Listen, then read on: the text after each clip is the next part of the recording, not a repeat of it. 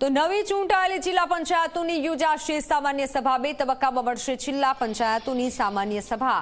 23 અને 25 મેના રોજ મળશે પહેલી સામાન્ય સભા। પ્રમુખ, ઉપપ્રમુખ અને કારોબારીની સમિતિના હોદ્દેદારો પણ તેમાં હાજર રહેશે। 2 તબક્કામાં જિલ્લા પંચાયતોની સામાન્ય સભા મળવાની છે। ફોનલાઈન પર સંવાદદાતા હિતલ જોડાઈ ચૂક્યા છે। જી હિતલ, 2 તબક્કામાં જિલ્લા પંચાયતોની આ ખાસ સભા સામાન્ય સભા મળવાની છે, વધુ જાણકારી।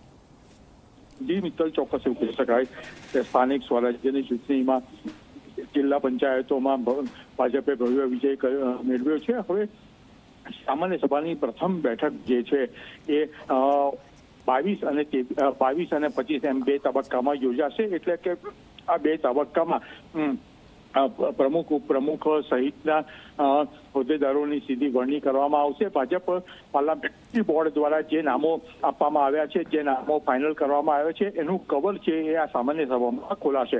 એટલે એવું ચોક્કસ કહી શકાય કે 25મી ડિસેમ્બર 25મી તારીખ સુધીમાં તમામ જિલ્લા પંચાયતોમાં હોદ્દેદારોની વરણી થઈ જશે। જી બિલકુલ, આભાર માહિતી બદલ।